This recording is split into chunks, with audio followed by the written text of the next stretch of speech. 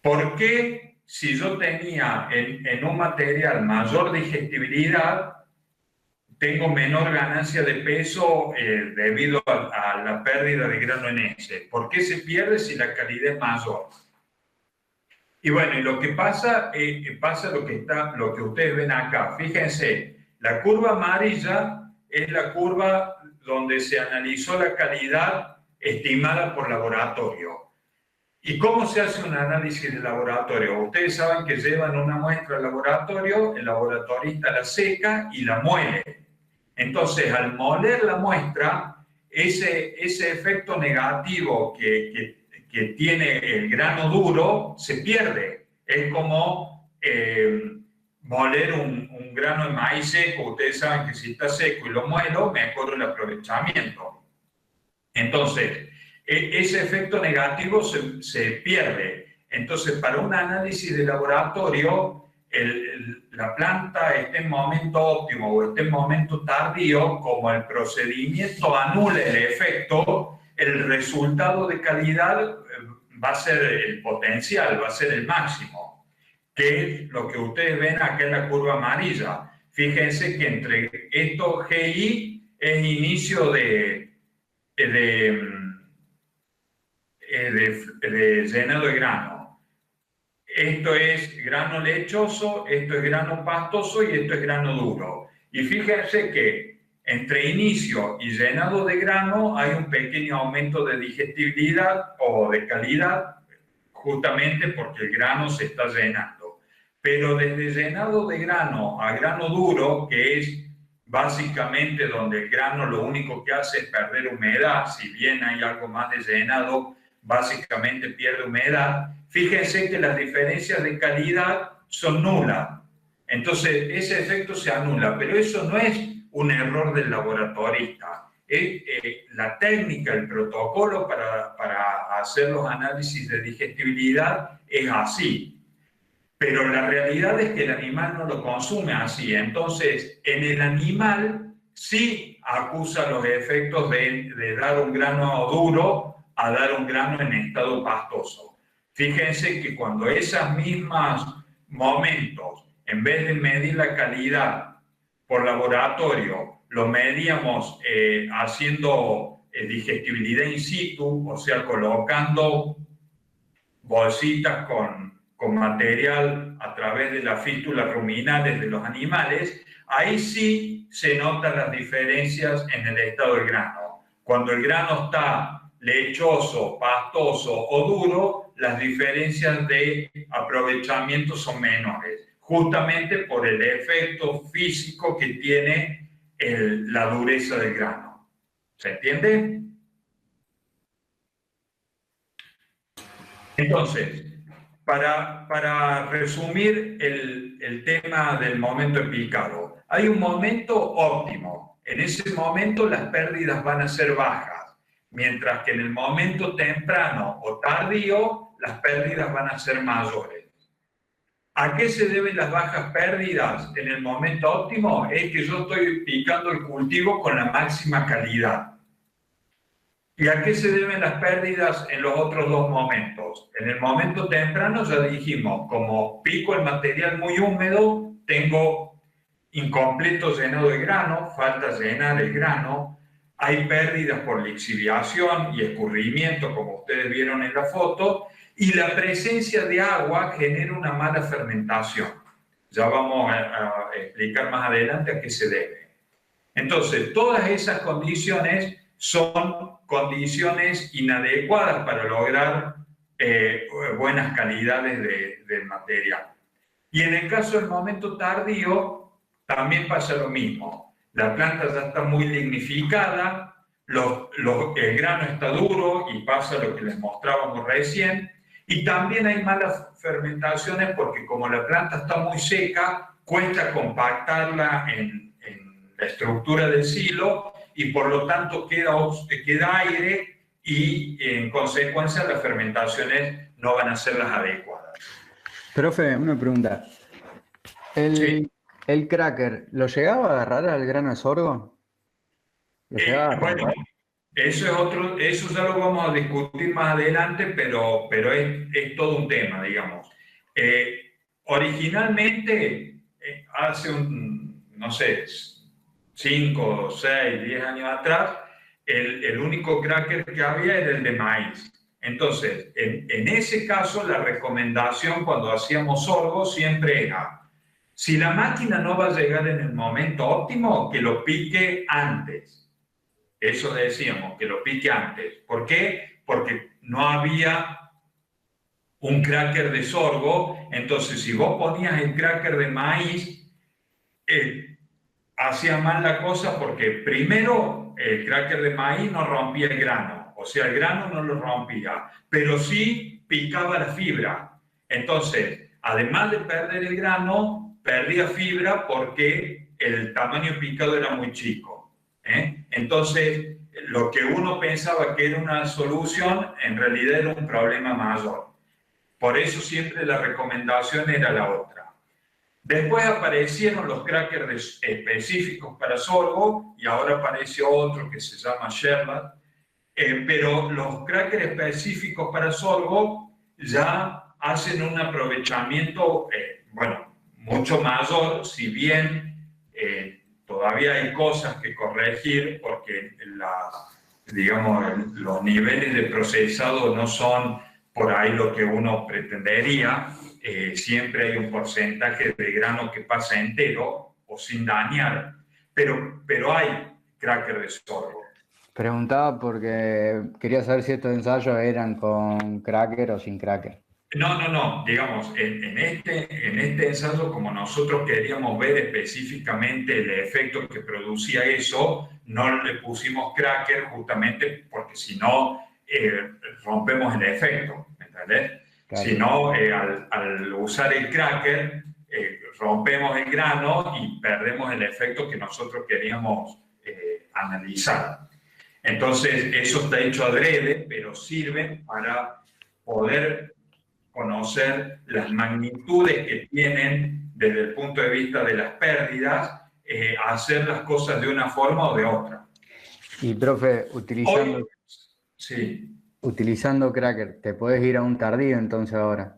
Bueno, esa justo es la que iba a decir. Hoy, por ejemplo, estando el cracker el cracker para sorgo, las recomendaciones siempre son, si la máquina no llega en el momento óptimo, todo sorgo, maíz, pícalo pasado. ¿Por qué? Porque al picar pasado hay estrategias que uno puede hacer para mejorar la situación. Quiero aclarar, nada va a reemplazar a picar en el momento óptimo. Ustedes para obtener un producto de calidad tienen que picar en el momento óptimo. Pero si eso no se puede por el motivo que sea, yo tengo más posibilidades de manejar el momento tardío que el momento temprano. Cuando yo lleno una bolsa con forraje húmedo que le metí agua dentro de la bolsa, ya no tengo nada para hacer. Si dejo el agua en la bolsa, se me pudre el material. Y si escurro el agua pinchando la bolsa, como les decía antes, por ejemplo, o en un silo puente que escurre solo, aunque no pinchemos la bolsa, en ese jugo se van los nutrientes de mayor calidad de la planta. Entonces, todo lo que haga es malo en el momento temprano.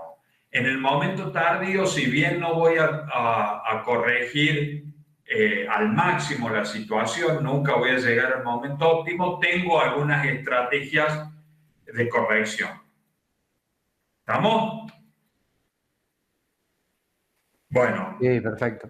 Esas estrategias ya las vamos a ver un poquito más adelante. Pero esto resume la idea, lo que decíamos. Acuérdense que estamos en la etapa de picado. Bueno, y en esta etapa de picado, la pregunta es, el primer paso, ¿en qué momento pico? Ahora saben que picar en un momento o en otro tiene consecuencias. y picar en un momento u otro se puede definir bien, con precisión, y por lo tanto no convendría correr estos riesgos. El segundo punto que decíamos es la uniformidad de picado, el tamaño y la uniformidad de picado. Y acá va en parte lo que decíamos antes. Cuando uno utiliza un tamaño de picado chico, tiene ventajas en el proceso de confección de la bolsa porque nos permite compactar mejor. O sea, imagínense si ustedes quieren llenar un frasco con arena o si lo quieren llenar con pelotitas de ping-pong, digamos. Obviamente, cuanto más chico es la partícula, mejor se acomodan y por lo tanto menos aire queda entre las partículas. Entonces, picando fino, uno puede compactar mejor.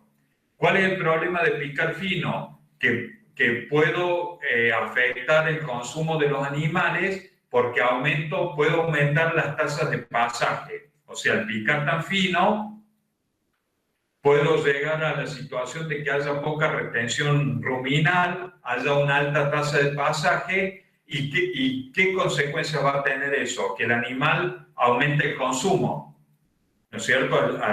Al desocuparse el rumen, el animal vuelve a consumir.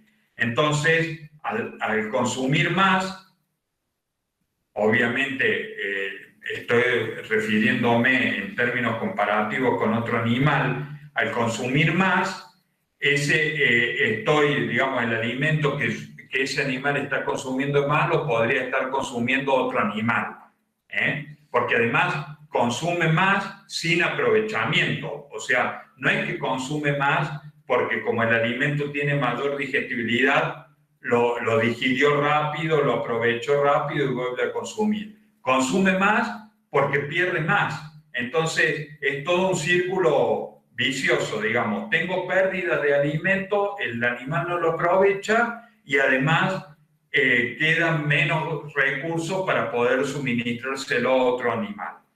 Entonces, para el caso del animal, uno tendría que pensar en un picado más grueso. ¿Cuál es la relación de compromiso que se da entre esas dos situaciones? Es un picado que está entre 1,5 o 1,8 centímetros, de 15 o 18 milímetros de tamaño de picado. Ese es el tamaño de picado normal para cuando pensamos en silaje. Obviamente que eso se va ajustando de acuerdo al sistema productivo. Si uno está pensando en un tambo, donde las vacas son más grandes, tienen un orificio retículo ruminal más grande, entonces los pasajes y un orificio retículo masal más grande, los pasajes pueden ser mayores, ¿no es cierto? Entonces tendremos que pensar en un tamaño de picado mayor. En el caso de un sistema de feedlot, el tamaño de picado debería ser un poco menor probablemente, porque podemos manejar eso, el pasaje que se produce a través del orificio retículo masal. ¿Mm? Y el tema es la uniformidad de picado. ¿Por qué es importante esto? Fíjense. Perdón. Bueno. Debería tenerlo. Acá está. Bueno, no sé por qué me quedó cambiado. No, lo que les quería decir es, cuando nosotros hablamos del tamaño de picado, que estamos hablando de un tamaño ideal, ese tamaño que uno pretende se puede medir. ¿Y cuál es la ventaja que tiene medir esto? Que se mide en tiempo real. Es decir, yo a medida que la máquina va picando puedo hacer esas mediciones y corregir el tamaño de picado de la máquina si a mí me hace falta. ¿Cómo se mide? A través de estas bandejas. Este es un sistema, son bandejas separadoras de partículas. Las bandejas Penn State se les conocen porque las desarrollaron en la Universidad de Pensilvania. Y son 3 bandejas que una es ciega, la de abajo, la que queda acomodada abajo, la del medio tiene orificios de 8 milímetros y la que va arriba tiene orificios de 19 milímetros. Esas 3 bandejas se acomodan en esta posición. Esta es la ciega, esta es la de orificios chicos y esta es la de orificios grandes. Se pone una muestra del picado. Cuando la máquina va picando, tomo una muestra y la coloco en la parte superior de las bandejas y realizo un protocolo de agitación de las bandejas, que son 5 movimientos, digamos, hay todo un protocolo para agitarlas, y después de que se produce esa agitación, el silo queda distribuido de esta forma. Hay una distribución relativamente ideal. ¿Y por qué digo relativamente ideal? Porque esto también cambia de acuerdo al sistema de producción, donde pensamos en esto.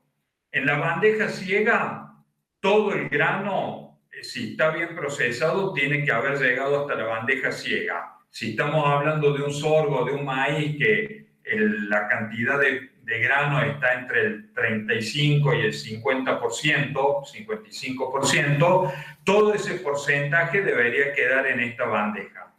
En la bandeja superior debería quedar entre un 10 y un 20% aproximadamente, porque esta fibra larga tiene funciones a nivel ruminal, funciona como fibra efectiva, favoreciendo la insalivación, favoreciendo la motilidad ruminal.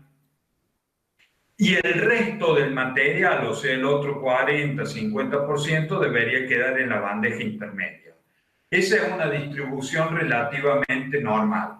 ¿Y por qué lo digo así? Porque acuérdense lo que decíamos antes del tambo. Si yo estoy trabajando con vacas de tambo, que tendría que aumentar el tamaño de picado para que asegurarme una mejor retención ruminal y que el material no pase rápido por el orificio reticulomasal, tendría que pensar en un picado mayor, y por lo tanto es probable que en esta bandeja superior quede más material. Si yo estoy pensando en un feedlot donde trabajo con animales más chicos y puedo tener un tamaño de picado un poco inferior, a lo mejor el porcentaje en esta bandeja debería ser un poco menor.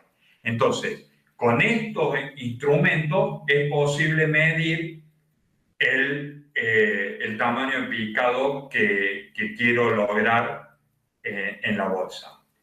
Y el otro componente que hablábamos era la uniformidad. ¿Por qué es importante la uniformidad de picado?